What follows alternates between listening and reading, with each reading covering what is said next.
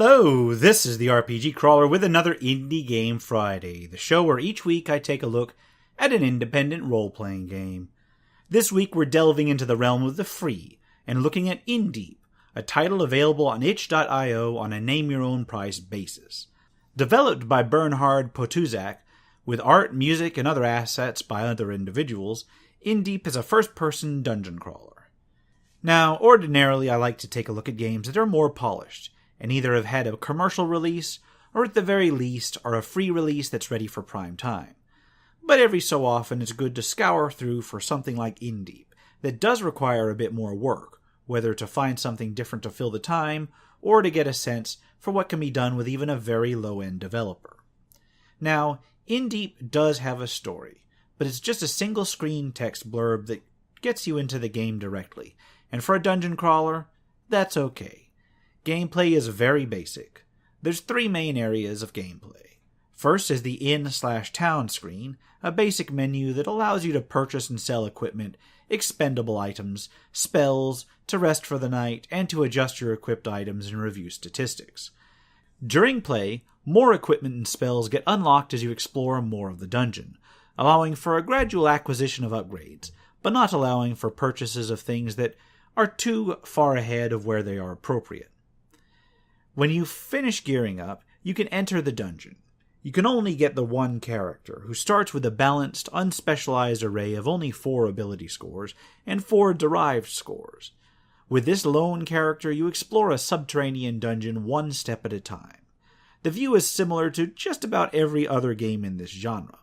At any time, you can examine the map, and things like chests are interacted with simply by walking up towards them. During exploration, you may encounter random monsters, as well as certain static boss monsters that are visible well beforehand. Combat is the third major section of gameplay, and is undertaken in a straightforward turn-based system. You and your single opponent take turns either attacking, defending, casting spells, using items, etc. Attacking is a very simple check that deals damage based on the attacker's physical attack versus the defender's physical defense.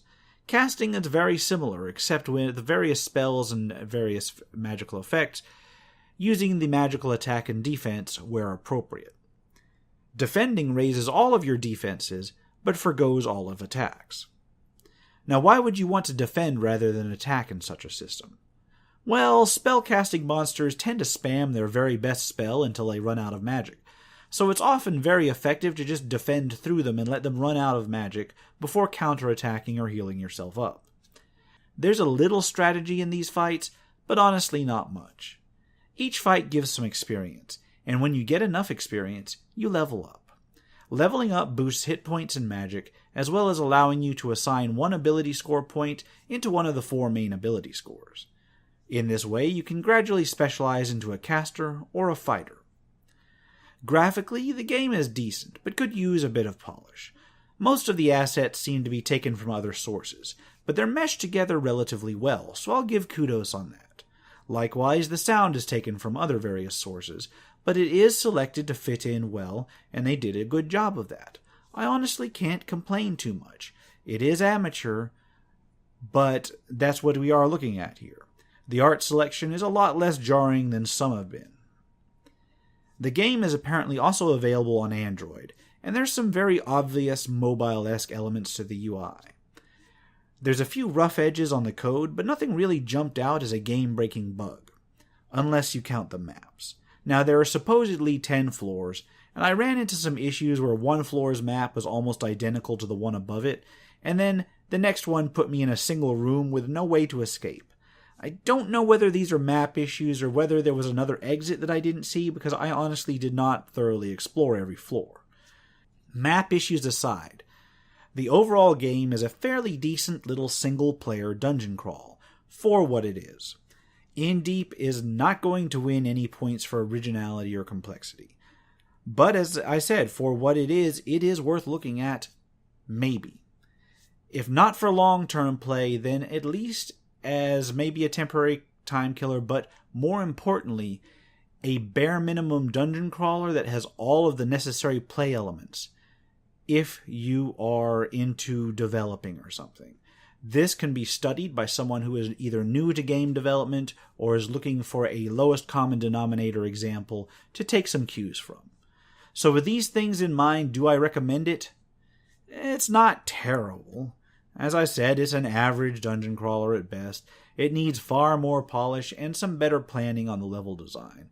The combat is pretty nice, I will give it that, and proceeds in a very predictable manner.